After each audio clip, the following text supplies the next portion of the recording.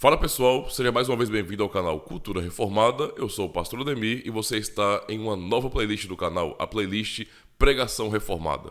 Por isso, se você não é inscrito ainda no canal, já aproveita e dá essa força, se inscreve, marcando o sininho das notificações, dando o seu joinha, porque ajuda bastante o canal, é claro, deixando seus comentários também.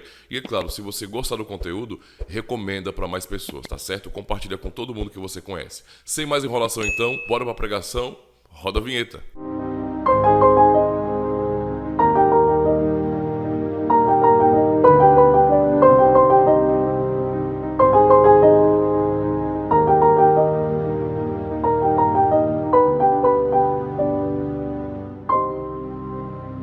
Abramos mais uma vez, irmãos, a palavra de Deus, no livro do profeta Zacarias, capítulo de número 3. Peço atenção dos irmãos para a leitura da palavra de Deus. Zacarias capítulo 3, leitura de todo o capítulo. Deus me mostrou o sumo sacerdote Josué, o qual estava diante do anjo do Senhor, e Satanás estava à mão direita dele para se lhe opor. Mas o Senhor disse a Satanás: o Senhor te repreende, ó Satanás. Sim, o Senhor, que escolheu a Jerusalém, te repreende. Não é este um tição tirado do fogo? Ora, Josué, trajado de vestes sujas, estava diante do anjo. Tomou este a palavra e disse aos que estavam diante dele: tirai-lhe as vestes sujas. A Josué disse: eis que tenho feito que passe de ti a tua iniquidade, e te vestirei de finos trajes. E disse eu: ponham-lhe o turbante limpo sobre a cabeça. Puseram-lhe, pois, sobre a cabeça um turbante limpo, e o vestiram com trajes próprios. E o anjo do Senhor estava ali, protestou a Josué e disse: assim diz o Senhor dos Exércitos: se andares nos meus caminhos, e observares os meus preceitos, também tu julgarás a minha casa, e guardarás os meus átrios, e te darei livre acesso entre estes que aqui se encontram. Ouve, pois, Josué, sumo sacerdote, tu e os teus companheiros que se apresentam diante de ti, porque são homens de presságio. Eis que eu farei vir o meu servo, o renovo, porque eis aqui a pedra que pus diante de Josué. Sobre esta pedra única estão 7 olhos. Eis que eu lavrarei a sua escultura, diz o Senhor dos Exércitos, e tirarei a iniquidade desta terra num só dia. Naquele dia, diz o Senhor dos Exércitos, cada um de vós convidará ao seu próximo para debaixo da vide e para debaixo da figueira. Amém. Irmãos, nós vamos para o livro do Êxodo, capítulo 28, Êxodo 28, a partir do versículo 31, iremos até o versículo 43. Do versículo 31 ao 43, nós cobrimos então todo o capítulo 28 do livro do Êxodo, onde nós encontraremos as últimas roupas, ou partes das roupas que deveriam vestir o sumo sacerdote, o principal dentre os sacerdotes, Arão e seus filhos, mas também seria extensiva algumas roupas, algumas partes para todos eles. A partir do versículo 31, então, nós vamos ver algo que deve despertar o nosso interesse, à medida em que nós estudamos o livro do Êxodo, e percebemos o cuidado de Deus com importantes detalhes. Eles podem passar desapercebidos quando nós lemos, mas eles são muito, muito importantes para a nossa compreensão a respeito do que é o Evangelho. Nós temos aprendido isso à medida em que caminhamos juntos estudando o Êxodo. Por exemplo, o capítulo 28 nos mostra que, de alguma forma ou de outra, todos nós tentamos nos vestir bem para Deus. Nós tentamos nos apresentar bem para Deus quando nos vestimos. Mas em algum lugar, lá no fundo da nossa alma, nós começamos a descobrir, a aprender, à medida em que estudamos as Escrituras, que mesmo que venhamos a usar roupas tão adequadas, tão precisamente criadas pelo nosso Senhor, roupas que foram indicadas para um sacerdote, mesmo que usemos estas vestes, não somos bons o suficiente para estar diante de Deus com mãos limpas ou coração puro. E Êxodo 28 então nos faz lembrar esta importante lição, porque nos mostra que se alguma vez na história do povo de Deus, ou na história dos homens, um homem precisou se vestir bem e de maneira aceitável diante de Deus, este homem foi o sumo sacerdote de Israel. Ele tinha uma responsabilidade incrível, extraordinária. Nós temos aprendido isso. O sumo sacerdote precisava entrar no tabernáculo, juntamente com os demais sacerdotes, ele fazia isso diariamente, mas anualmente ele era o único que poderia entrar no lugar mais santo do tabernáculo, o santíssimo lugar. Para que isso fosse feito da forma correta, ele precisava usar as roupas que Deus determinaria que ele usasse. E ele precisava usar uma estola, nós vimos isso na mensagem anterior, com os nomes das 12 tribos de Israel em seus ombros. Ele precisava carregar o peitoral da decisão e manter então bem perto de seu coração os nomes de seu povo, o povo de Deus. O sumo sacerdote também, ele precisava usar um manto, ou como nós temos aqui a partir do versículo de número 31, a sobrepeliz. Vamos ver então, inicialmente versículos de 31 a 35. Farás também a sobrepeliz da estola sacerdotal, toda de estofo azul. No meio dela haverá uma abertura para a cabeça, será debruada essa abertura como a abertura de uma saia de malha para que não se rompa. Em toda a orla da sobrepeliz farás romãs de estofo azul e púrpura e carmesim e campainhas de ouro no meio delas.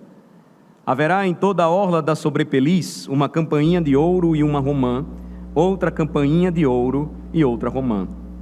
Esta sobrepeliz estará sobre Arão quando ministrar, para que se ouça o seu sonido, quando entrar no santuário diante do Senhor e quando sair, e isso para que não morra.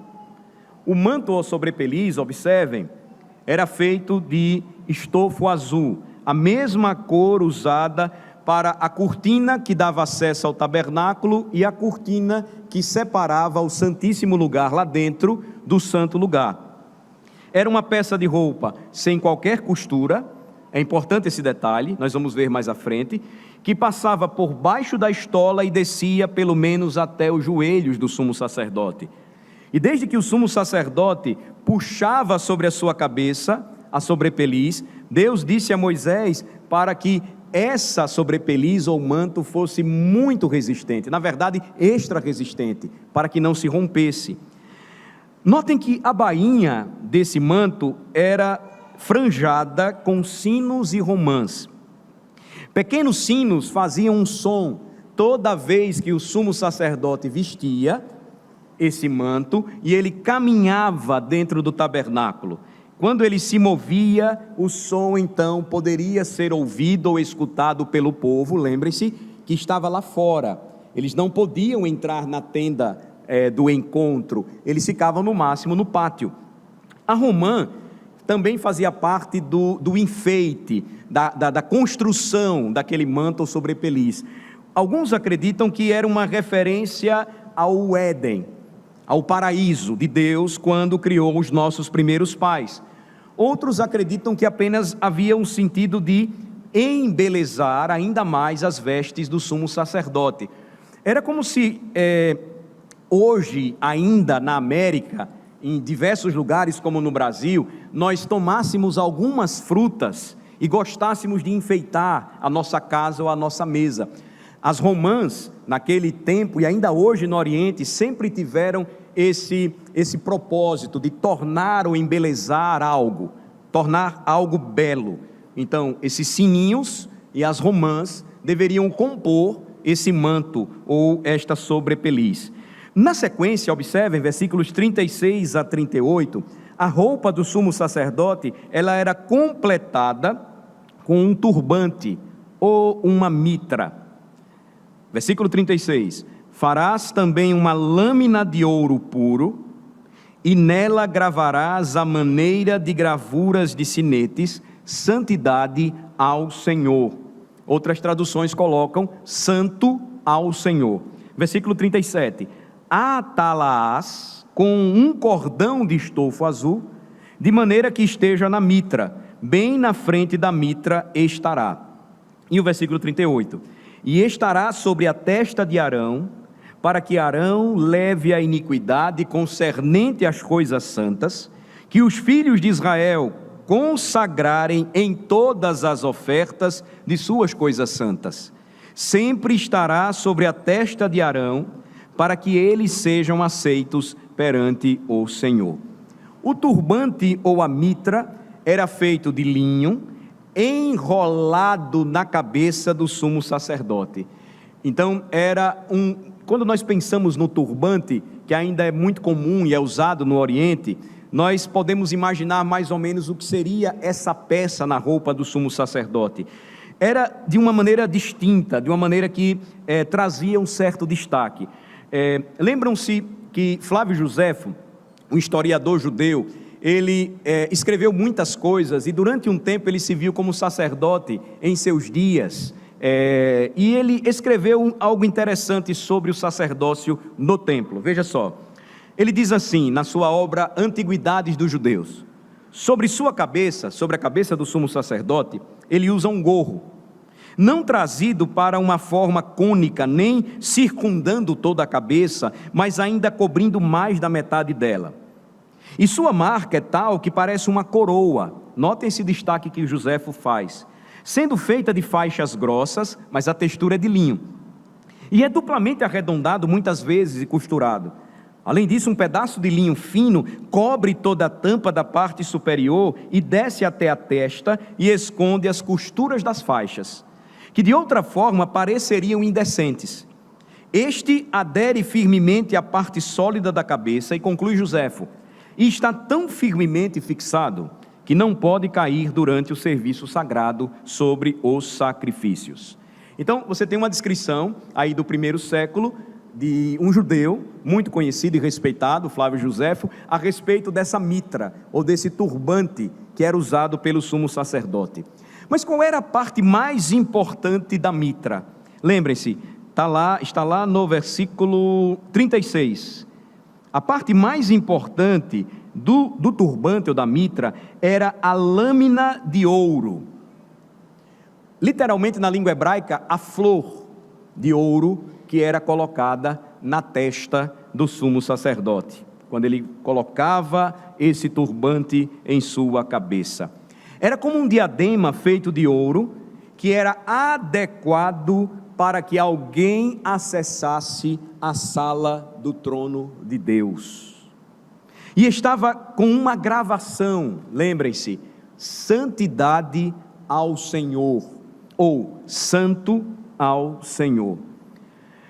Notem que esta marca distinguia o principal sacerdote dos demais sacerdotes. Nenhum deles levava essa mitra, eles usavam um turbante mais simples, mas nenhum deles usava essas roupas mais destacadas e tinha essa mitra em sua cabeça, com esta flor de ouro, com a inscrição Santo ao Senhor.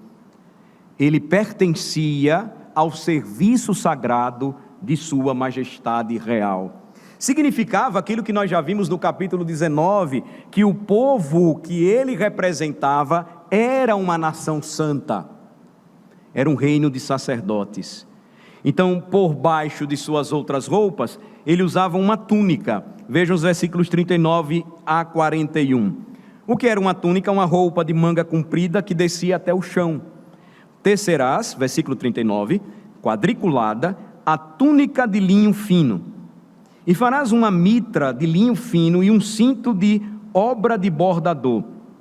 Para os filhos de Arão farás túnicas, e cintos, e tiaras. Fá-los-ás para glória e ornamento, glória e beleza. E com isso vestirás Arão teu irmão, bem como os teus filhos. E os ungirás e consagrarás e santificarás, para que me oficiem como sacerdotes. O que eu falei para os irmãos, os outros sacerdotes usavam algo semelhante ao sumo sacerdote, naquele tempo Arão, mas era algo mais simples. Observem, eles não representavam toda a nação de Israel, portanto, eles não usavam coroas que diziam Santo ao Senhor, nem usavam todas as roupas extras que somente o sumo sacerdote usava, mas a túnica por baixo era a mesma para todos eles. Deus então vestia os seus sacerdotes com dignidade e honra, com glória e ornamento, e a túnica era uma vestimenta sagrada que eles usavam quando eram separados para o serviço sagrado. No capítulo 29, depois vocês continuem a ler e adiantem, vocês vão perceber que há uma descrição de como era a ordenação e a consagração desses sacerdotes. E as instruções finais, quais são? Versículos 42 e 43. Elas diziam respeito até mesmo às roupas íntimas dos sacerdotes. Eles deveriam vestir algo semelhante ao que nós temos hoje para os homens, como cuecas boxe. Era algo parecido. Eles usavam e elas se estendiam até a metade de suas coxas. Veja, faze-lhes também calções de linho. Versículo 42. Para cobrirem a pele nua, irão da cintura às coxas. E estarão sobre Arão e sobre seus filhos, quando entrarem na tenda da congregação, ou quando se chegarem ao altar para ministrar no santuário, para que não levem iniquidade e morram. Isto será estatuto perpétuo para ele e para a sua posteridade depois dele. Então, tal como a túnica, esta roupa interior de linho era para todos os sacerdotes. O objetivo era que sua modéstia fosse preservada, diferentemente dos sacerdotes pagãos que adoravam seus falsos deuses praticamente nus. Você nota que Deus desejava que seus servos se vestissem decentemente enquanto cumpriam seus deveres sagrados em sua santa presença. Eu poderia aqui trazer várias lições a respeito de modéstia ainda hoje, que poderiam ser extraídas desse cuidado de Deus como nosso estilista. Veja, hoje nós não temos uma roupa, uma veste que identifique alguém como um cristão, senão aquela que revela a sua modéstia ou a sua decência. Então é preocupante quando cristãos tentam se vestir de forma incomum. Não é que exista uma moda gospel ou uma moda evangélica, mas existe uma forma que a Escritura nos ensina, podemos nos vestir de forma a não envergonhar o nosso próprio testemunho. Veja que o Senhor tinha uma preocupação com os seus servos até com respeito às roupas de baixo, as roupas íntimas. Arão e seus filhos, então, deveriam usar roupas dignas de um sacerdote para que se apresentassem aptos, santos para o serviço de Deus. Isso é importante porque Êxodo 28 dá à igreja uma descrição tão cuidadosa das vestes sacerdotais, que nós podemos correr o risco de nos perder nos detalhes, e o meu objetivo não é esse, jamais. O que é inconfundível é que todo o conjunto elaborado por Deus tinha por propósito transmitir alguma coisa, ensinar alguma coisa, a sensação do sagrado, santo ao Senhor, separado com um propósito. O sumo sacerdote, então, ele deveria ser adornado para servir a santa majestade real, Yahvé. Para se ter uma ideia de como os israelitas se sentiram ao ver o sumo sacerdote, Pensem comigo na seguinte descrição. Há uma carta escrita no 2º século antes de Cristo, falando sobre esse assunto. Veja qual era a impressão dos judeus quando viam o sumo sacerdote. Vou citar aqui para vocês um texto dessa carta. Sua aparência deixa a pessoa pasma e estupefata. Um homem pensaria que havia saído deste mundo para outro. Afirma enfaticamente que todo homem que se aproximar do espetáculo que descrevi experimentará admiração e espanto além das palavras, sendo ele mesmo transformado pela disposição sagrada de cada detalhe. As roupas do sumo sacerdote, irmãos, eram tão magníficas, porque o seu ministério sacerdotal era muito importante. Suas roupas simbolizavam o seu chamado para servir ao Deus de toda a terra, que é santo, e suas roupas deveriam identificá-lo como aquele que representava o povo de Deus diante de Deus. Deus é santo, é o que a Escritura nos diz, em sua majestade. Deus é glorioso em sua beleza, portanto, quem se aproxima dele deve estar vestido com dignidade e honra. Essa era a grande lição. Isso era especialmente importante quando o sumo sacerdote expiava o pecado de Israel.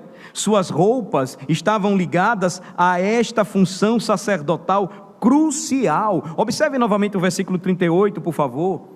Olhem o que o Senhor disse: e estará sobre a testa de Arão, lembrem-se, santo ao Senhor, para que Arão leve a iniquidade concernente às coisas santas que os filhos de Israel consagrarem em todas as ofertas de suas coisas santas. Sempre estará sobre a testa de Arão, para que eles sejam aceitos perante o Senhor. Imaginem a cena. O sumo sacerdote entrava no santuário sagrado de Deus para levar a culpa pelo pecado de Israel. Sempre que o povo pecava, eles traziam seus presentes sagrados, ou seja, suas ofertas e sacrifícios, ao tabernáculo de Deus. E então a função do sumo sacerdote era apresentar esses presentes sagrados a Deus. Deus só aceitaria estes presentes com base em um sacrifício, e para que o sacrifício fosse aceito, ele não podia ser oferecido por qualquer homem, precisava ser oferecido por um sacerdote santo ao Senhor. É por isso que a declaração que vinha na sua mitra, no seu turbante, era de suma importância. Confirmava que Deus o considerava santo e assim dava garantia de que o Senhor aceitaria o sacrifício de seu povo. O sumo sacerdote era santo em favor do povo.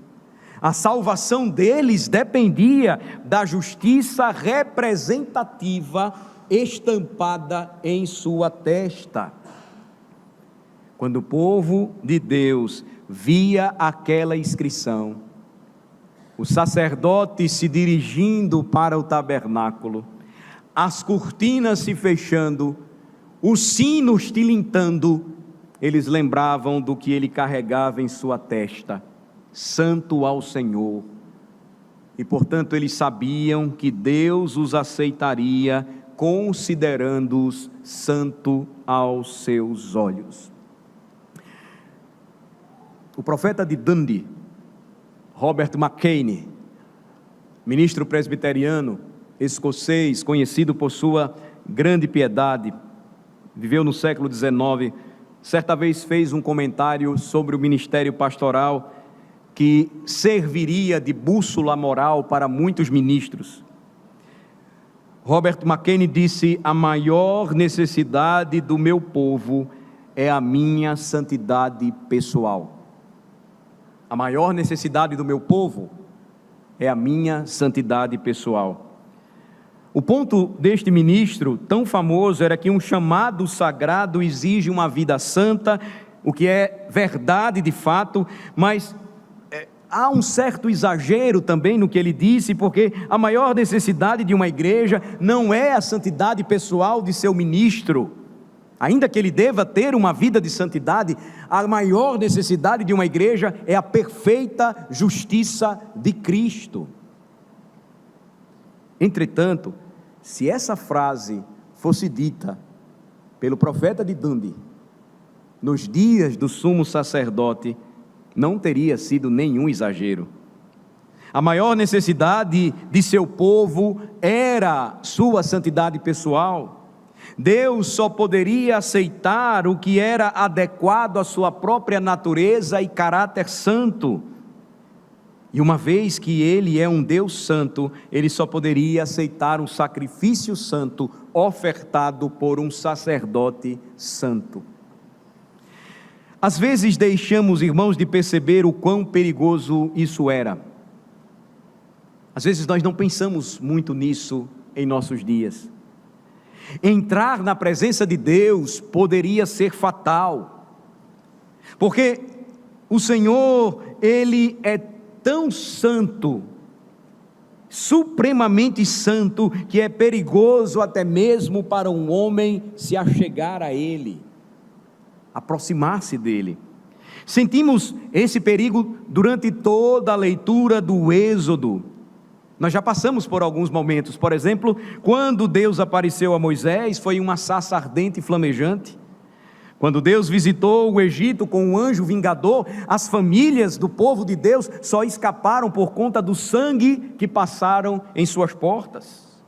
Quando os israelitas chegaram ao Sinai, não apenas foram proibidos de subir ao monte e se encontrar com Deus, mas também não foram autorizados a tocar nele. Não era seguro, eles poderiam morrer.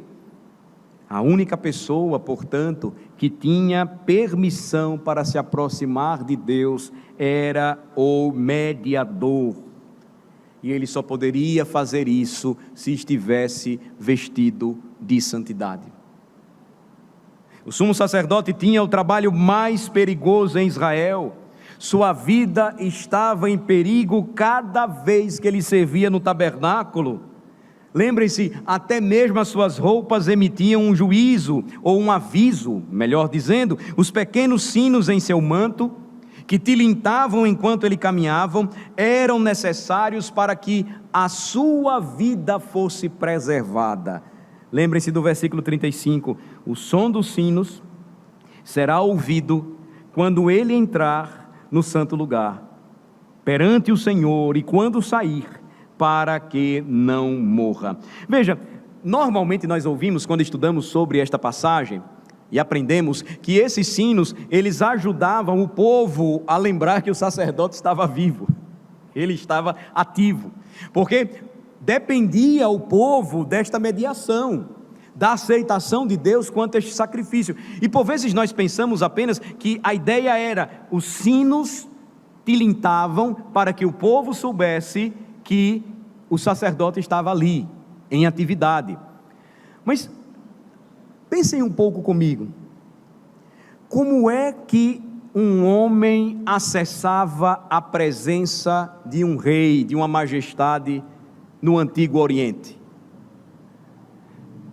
A mesma situação acontece hoje. Você não pode chegar, terminando o culto desta noite, e dizer assim, e aqui é um grau bem menor, você não pode sair daqui e dizer assim, pastor, até amanhã eu vou lá no palácio do governo, bater um papo com o governador do meu estado. Você não vai conseguir. Você precisa marcar uma audiência com ele, você precisa dar razões por que você precisa dessa audiência, e você precisa de uma resposta se você vai ser aceito ou não. Imagine na presença de um rei no Antigo Oriente, entrar sem avisar, jamais.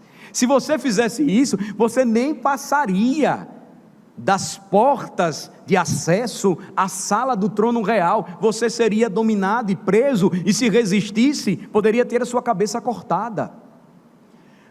Pensem um pouco comigo, os sinos também tinham uma função de anunciar ao sumo sacerdote que ele estava entrando. Deus ordenou que fosse feito assim, para que Arão não esquecesse que ele não poderia entrar ali qualquer hora que quisesse. Ele estaria sempre diante de Deus, em sua presença real. Ninguém pode invadir a intimidade de um rei, muito menos do rei de toda a terra. Isso era especialmente verdadeiro. Uma pessoa sempre aparecia naqueles dias diante do rei, de que maneira? Vestida elegantemente. Eu acho interessante isso, porque veja, a gente não pode fazer uma doutrina a respeito de roupa, não vou nem perder tempo com isso, né? Porque a gente não precisa, mas é cada vez mais comum as pessoas acharem que podem vir para adorar o Deus de toda a terra de qualquer jeito. Tente entrar para conversar com o governador de bermuda, você não entra nem numa repartição pública, mas na igreja você quer vir assim, né? E os pais precisam começar a ensinar os meninos que quando eles vão crescendo, eles precisam se vestir como homens. Mas tem sido triste, relatos de alguns amigos meus, em igrejas onde os presbíteros servem a ceia de camisa regata, bermuda e chinelo. Parece estranho, né? Diáconos que recebem na porta os irmãos de bermudão, parecendo que vão para a praia. Eu não estou querendo fazer doutrina em cima disso. Se você me perguntar, pastor, é pecado vir de bermuda para a igreja? Eu vou dizer que não é.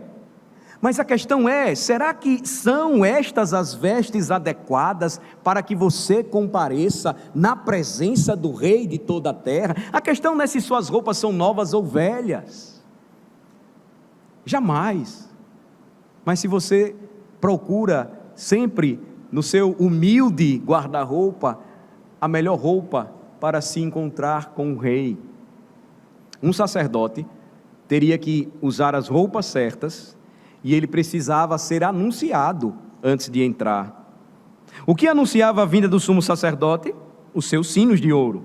Eles indicavam que ele era santo, que ele estava fazendo a obra de Deus, a maneira de Deus, e assim esses sinos o mantinham seguro na presença de Deus. Ele tinha que andar com cuidado, ele precisava usar os seus sinos, senão ele iria morrer. Outro alerta vem no final do capítulo, veja, versículo 43, nas instruções sobre as roupas íntimas.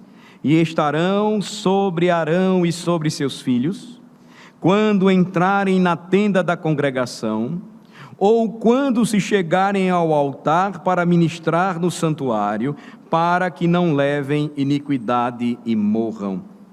Aqui novamente nós vemos quão perigoso era entrar na presença de Deus, tão perigoso que um sacerdote poderia ser destruído por usar o tipo de roupa íntima errada.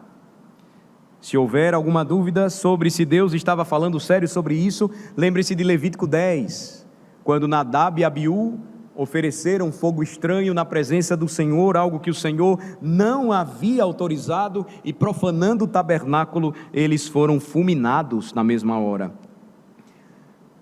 Qual é, irmãos, a grande lição para nós? É que entrar na presença de Deus, naqueles dias, era uma questão de vida ou morte. Isso era verdade não apenas para o sumo sacerdote, mas também para toda a nação de Israel.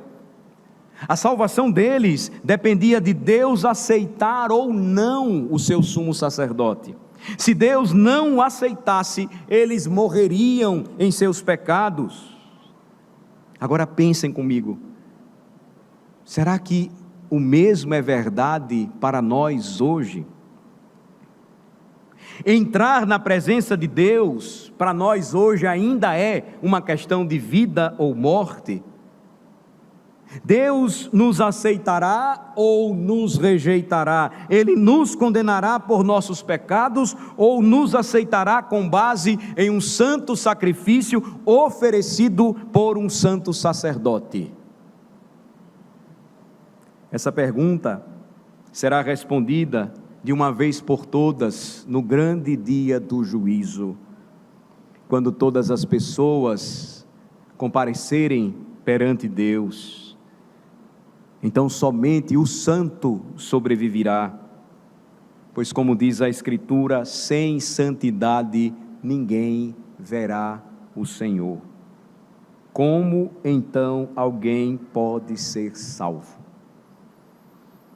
Nós podemos encontrar essa resposta em Zacarias capítulo 3, vamos para lá. Zacarias capítulo 3. Se um homem pode nos ajudar a responder essa questão, seu nome é Zacarias. Zacarias desenvolveu seu ministério, ele é considerado como um dos profetas da restauração, juntamente com Ageu, no mesmo período, quando o povo de Deus, passados os 70 anos de cativeiro na Babilônia, voltam para Jerusalém, para a terra prometida. Zacarias, então, no capítulo 3, ele teve uma visão que nos ajuda a fazer a ligação entre o Êxodo e o Evangelho. Veja só, Zacarias viu, versículo 1, o sumo sacerdote Josué, o qual estava diante do anjo do Senhor. Essa é a visão que Zacarias, o profeta, tem. Veja, não era incomum o sumo sacerdote estar diante de Deus. Isso acontecia uma vez por ano, nós temos aprendido, no dia da expiação, quando o sumo sacerdote oferecia sacrifício, primeiro por seus pecados e depois pelo pecado de todo o povo. Entretanto, esse sumo sacerdote, em particular, na visão de Zacarias, tinha um problema sério. Ele precisava usar roupas dignas de um sacerdote, nós vemos isso, as exigências de Deus em Êxodo 28. E visto que ele estava na presença de Deus, meus irmãos, ele foi obrigado a usar a túnica de linho branco que representava a sua justiça. O sacerdote então, como bem observa Arthur Pink, estava vestido apenas de branco imaculado, prenunciando a justiça pessoal e a santidade do Senhor Jesus, que o capacitou para empreender a maravilhosa obra de expurgar os pecados de seu povo. Mas eis o problema, versículo 3, observem: ora, Josué, trajado de vestes sujas, estava diante do anjo.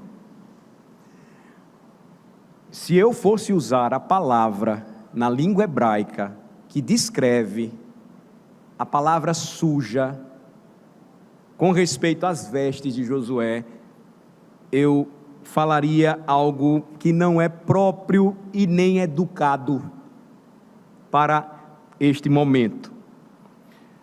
De acordo com a língua hebraica, sujeira aqui especificamente diz respeito a fezes humanas.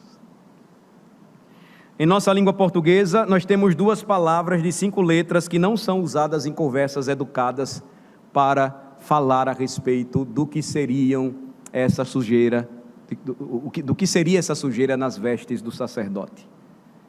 Não seria educado, eu não vou usar aqui, mas talvez devesse. Talvez devesse. Porque nada é mais sujo e obsceno do que a sujeira do meu pecado e do seu pecado diante de Deus. É o que a Bíblia mesmo fala. Essa sujeira é como nossas próprias fezes. O que Zacarias viu então foi uma imagem de nossa pecaminosidade diante de Deus. A verdade é, irmãos, que a inclinação do nosso coração sempre é para tornar o nosso pecado menor. Nós nos comparamos com os outros que são mais pecadores do que nós, ou assim parece. Mas quando fazemos isso, normalmente nos desculpamos dos nossos pecados, alegando que aconteceram algumas circunstâncias que fizeram com que esses pecados ocorressem. Ou simplesmente nos acostumamos com eles da mesma forma que um criador de porcos se acostuma com o cheiro dos dejetos.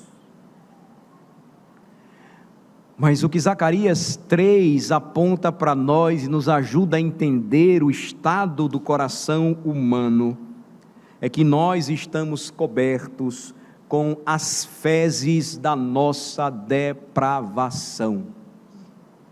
Nosso orgulho, nossa luxúria, nossa ganância, nossa autoindulgência, nossa autopromoção, nossa autopiedade Esses são pecados imundos aos olhos de Deus. Na verdade, eles fedem nas narinas sagradas do nosso Senhor.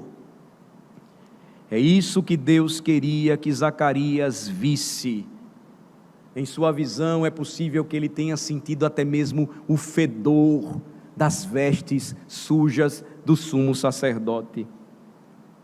Ele pegou Josué, o sumo sacerdote, o homem geralmente considerado mais santo do mundo, e mostrou a Zacarias como o homem se parecia ao lado da santidade de Deus. Lembrem, Josué era o principal. Josué era aquele que entrava no templo com a túnica em sua testa, escrito em uma flor de ouro, santo ao Senhor, mas diante de Deus ele fedia. Como profeta podia ver claramente, o seu sumo sacerdote estava sujo de fezes humanas. Ele precisava ser vestido com a justiça de Deus, da sua mitra até a sua roupa íntima. Mas em vez disso, ele estava coberto da sujeira de seu próprio pecado. Mas a situação piora. Não apenas o sumo sacerdote estava assim, sujo, imundo por seu pecado, mas Satanás estava ali para acusá-lo diante de Deus. Está aí no versículo 1. Lembrem-se, ele estava ali perante o Senhor, sujo, e Satanás fazendo a acusação. Quando nós lemos Êxodo 28 e aprendemos a respeito do tipo de roupa que o sumo sacerdote precisava usar, sem mencionar o que vimos, o quão era perigoso entrar no tabernáculo de Deus, e imediatamente nós chegamos à conclusão que Zacarias estava vendo: Josué era um homem morto. Não havia como aquele sacerdote que se assemelhava a excremento e cheirava a excremento sobrevivesse à santidade de Deus, especialmente com Satanás ali de pé, acusando-o por seus pecados. Mas a situação fica ainda pior, porque o sumo sacerdote representava todo o povo de Deus diante de seu Deus. Se ele estava coberto de sujeira, o que isso significava? Que todo o povo também estava. Se ele fedia fezes, isso significava que todo o povo também cheirava mal. Se ele era culpado, eles eram culpados. Se ele estava morto, eles também estavam mortos. O que Zacarias, o profeta, portanto, vê, meus irmãos, é uma visão da humanidade perdida no pecado, de pecadores que estão mortos em seus pecados e caminham morimundos e culpados diante de Deus. Mas quando você continua a ler comigo o capítulo 3 de Zacarias, a história vai mudando. Ela vai se tornando incrível. Porque Deus não destruiu o sumo sacerdote, afinal. Em vez disso, ele demonstrou sua graça pelos pecadores. Deus fez isso mudando as suas roupas. Versículo 4, ele vai tirar as roupas sujas e fedidas e vai colocar roupas limpas e santas. Versículo 4, tomou este a palavra e disse aos que estavam diante dele: tirai-lhe as vestes sujas. Então, os anjos despojam o sumo sacerdote até deixá-lo nu. E enquanto ele estava ali, provavelmente trêmulo de medo e nu diante da santidade de Deus, o Senhor diz, versículo 4, eis que tenho feito que passe de ti a tua iniquidade, e te vestirei de finos trajes. Eu estou perdoando os seus pecados, e eu estou vestindo você com a minha justiça. Não havia nada que o sacerdote, sumo sacerdote Josué, pudesse fazer para ser salvo. Foi pura graça de Deus. Observem, Deus tira seu pecado, Deus faz o seu sacerdote santo e agradável aos seus olhos, e quando ele faz isso, o sumo sacerdote não fica mais coberto com a odiosa sujeira de seu pecado, mas agora ele é vestido com a própria justiça de Deus.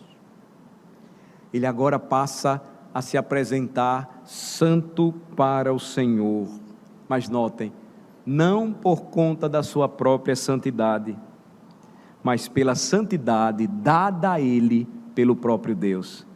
E aí, é justamente nesse ponto, de capítulo 3 de Zacarias, que você vê na visão o profeta entrando na conversa. Ele está tão atento, a sua descrição mostra a sua atenção, a sua preocupação, a salvação dele, a salvação de todo o povo, depende da salvação de Josué. Josué fede, consequentemente ele sente o cheiro também do seu fedor. Josué está perdido e consequentemente o profeta também sabe, eu estou perdido, o povo todo está perdido, e ele começa a ver o que o Senhor está fazendo pelo sumo sacerdote, e ele não consegue ficar sem entrar na conversa.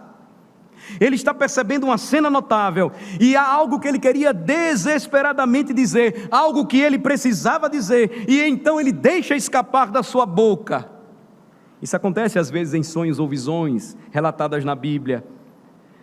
A pessoa que está sonhando ou tendo a visão começa a participar do que o Senhor está revelando, e neste caso veja o que Zacarias disse, versículo 5: ponham-lhe um turbante limpo sobre a cabeça. A pergunta é, por que Zacarias disse isso? Porque ele sabia que a sua salvação dependia disso. Lembre-se, o turbante é o que declarava que o povo, representado pelo sumo sacerdote, era santo ao Senhor. O profeta conhecia sua Bíblia. Ele sabia que a roupa do sumo sacerdote não estava completa, a menos que o turbante fosse colocado em sua cabeça. Ele também sabia o que o turbante dizia, ele sabia as palavras que o turbante carregava, santo ao Senhor, pregadas na testa do sumo sacerdote, para que Deus aceitasse seu povo. Então Zacarias não se contém, ele pede o turbante, e quando ele faz isso, ele reconhece sua própria necessidade da justiça de Deus. É como se ele dissesse, sou um pecador e preciso de alguém para me defender diante de Deus, alguém que seja santo da cabeça aos pés. Coloque esse turbante no sumo sacerdote. Deus então responde às orações de Zacarias. Enquanto o profeta olha tudo aquilo, os anjos vestem o sumo sacerdote com vestes imaculadas, completas com aquele turbante ou mitra. Então tanto o sacerdote como o povo que ele representava puderam dizer as palavras de Isaías 61, versículo 10. Isaías 61, versículo 10 nos diz: regozijar-me-ei muito no Senhor, a minha alma se alegra no meu Deus, porque me cobriu de vestes de salvação e me envolveu com um manto de justiça, como noivo que se adorna de turbante, como noiva que se enfeita com as suas joias. A visão de Zacarias era sobre o perdão dos pecados. A visão de Zacarias era sobre a doutrina da justificação pela fé. Era sobre como Deus declara pecadores justos quando lhes credita a sua própria justiça. Em outras palavras, a visão de Zacarias era sobre o Evangelho. Isso fica mais claro no restante da profecia de Zacarias. O profeta continuou dizendo que o que ele viu era um símbolo das coisas por vir, uma referência ao Salvador que Deus estava preparando para enviar, que removeria os pecados de seu povo em um só dia. Versículos 8 e 9. Ouve, pois, Josué, sumo sacerdote, tu e os teus companheiros que se assentam diante de ti, porque são homens de presságio.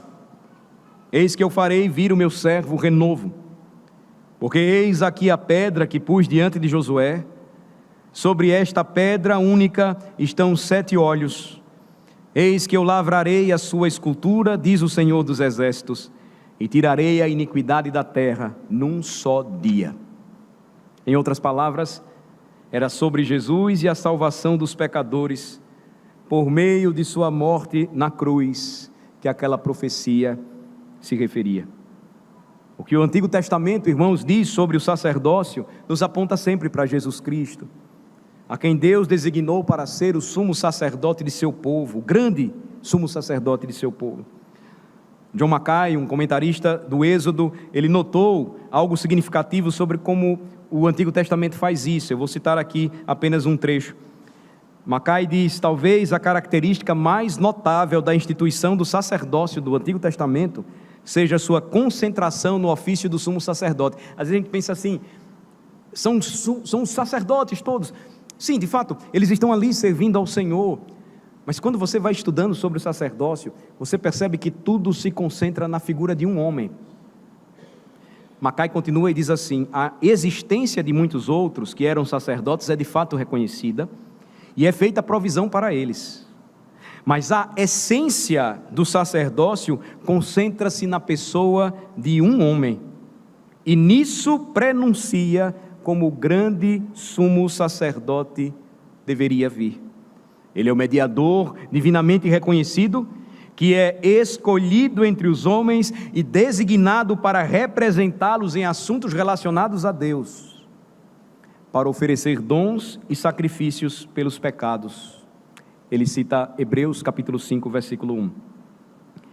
Jesus Cristo, irmãos, é o único homem a quem Deus designou para ser nosso grande sumo sacerdote para sempre.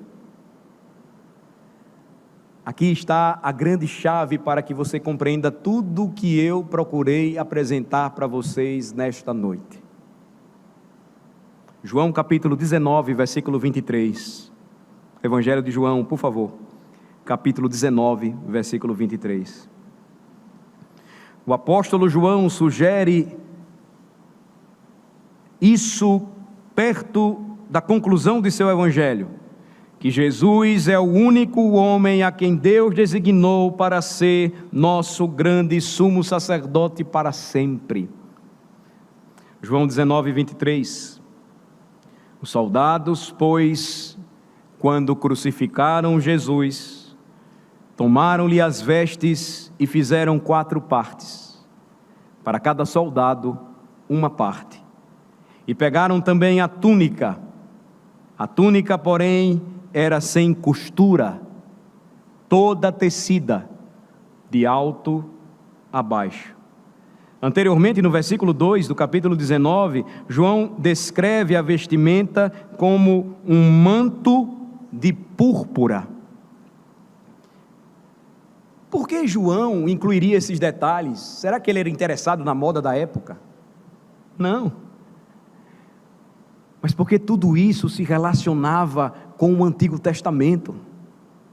Por um lado, isso confirmava a profecia do Salmo 22, de que os homens zombariam de Cristo, lançando sortes com as suas roupas. Mas isso também apontava para a identidade de Jesus como o grande sumo sacerdote. Pensem comigo, irmãos. Isso é extremamente significativo para a nossa fé. Quem era o homem no Antigo Testamento que usava um manto sem costura? Quem era o homem no Antigo Testamento que usava um manto de púrpura? Era o sumo sacerdote, cujo manto era feito de uma só peça, sem costura, com abertura para a cabeça. Quando o apóstolo menciona o manto sem costura, ele dá a entender que quando Jesus morre na cruz, ele está ali fazendo o trabalho de sumo sacerdote, levando nossos pecados, derramando o seu sangue como um perfeito sacrifício, um só dia, por todo o seu povo. O sumo sacerdote, em Êxodo 28, era o símbolo. Jesus é a realidade. Jesus faz por nós tudo aquilo que o sumo sacerdote fez por Israel. Ele carrega o fardo do nosso pecado em seus ombros. Ele carrega toda a nossa ansiedade bem perto de seu coração. Ele nos representa diante de Deus. E enquanto Ele faz este trabalho sacerdotal, como Ele permanece em perfeita santidade, de modo que nós somos santos para o Senhor, porque Ele permanece santo. De modo que nós somos santos para o Senhor, porque o nosso Cristo é eternamente santo. Santidade não é algo que Jesus veste como um manto, santidade não é algo que Jesus tem escrito em sua testa, santidade é quem Ele é. Hebreus 7 diz que Jesus é santo, irrepreensível, puro, separado dos pecadores. 1 Coríntios 1,30 diz que Jesus é a nossa santificação. Em outras palavras, Ele é santo para nós, para que possamos ser santos para Deus. A Bíblia diz ainda que se pecarmos, temos advogado junto ao Pai, Jesus Cristo, o justo. Então, se você nesta noite olhar com fé para Jesus, se você nesta noite olhar para Jesus Cristo, assim como os israelitas olhavam com fé para o seu sumo sacerdote, você será santo perante o Senhor. Cristão, jamais se esqueça, somos santos ao Senhor, não pelo que vestimos, ainda que se exija de nós decência, não pelo que vestimos, ainda que se exija de nós respeito perante uma audiência real com o Senhor de toda a terra, somos santos ao Senhor, pelas vestes gloriosas que Cristo nos deu, as suas vestes de justiça. Isso faz com que ricos e pobres sejam os mesmos diante de Deus. Isso faz com que homens e mulheres sejam, porque imagem de Deus, aceitos diante do Senhor pelo mesmo Redentor. Me permitam concluir. É verdade que por vezes tentamos encobrir nosso pecado, nos vestindo com as nossas próprias vestes de autojustiça, autopiedade, autossuficiência, para sermos bons o suficiente para Deus. Mas se continuamos a fazer isso, estamos fazendo tudo errado. As nossas vestes são podres, fedem. O que devemos fazer é nesta noite confessar nosso pecado e olhar para Jesus, para a nossa salvação. Sotou, um antigo comentarista bíblico, ele disse o seguinte, me permitam fazer a citação de seu comentário: o grande objetivo que os homens se propõem é aquietar suas próprias consciências, ficando bem com seus vizinhos. Para isso inventam uma religião. Mas assim que temos que lidar com Deus, a consciência convencida, e a culpa e a vergonha que antes estavam aquietadas, brotam de dentro e nada pode acalmar a inquietude do coração. Tornamo-nos conscientes de que todas as coisas estão nuas e abertas aos olhos daquele com quem temos que lidar. A alma em vão tenta a ocultação.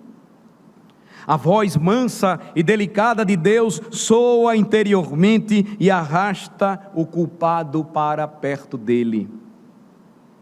É aqui que uma justiça que não é nossa se torna indescritivelmente preciosa para a alma.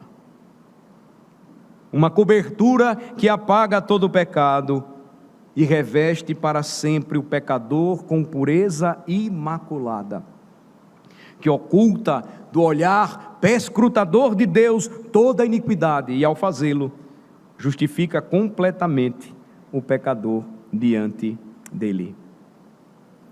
É a justiça de nosso santo sacerdote Jesus Cristo, que nos permite estar diante de Deus. Lembre-se, meus irmãos,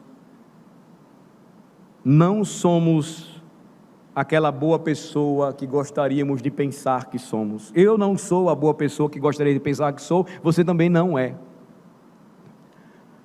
A Bíblia diz que todos estamos cobertos com a imundície do nosso pecado. O nosso pecado cheira mal diante de Deus. O que nós mais precisamos é de alguém que nos represente diante de Deus em perfeita santidade. É aí que nós devemos olhar para o nosso grande sumo sacerdote, santo sacerdote, o Senhor Jesus Cristo. É aí que nós devemos nos agarrar à cruz, onde Ele morreu por todos os nossos pecados. Não esquece não de cooperar com o canal se inscrevendo e marcando o sininho e dando seu joinha, tá certo? Aproveita logo e escolhe alguns vídeos aqui da tela para você acompanhar e continuar aí aproveitando o conteúdo do canal.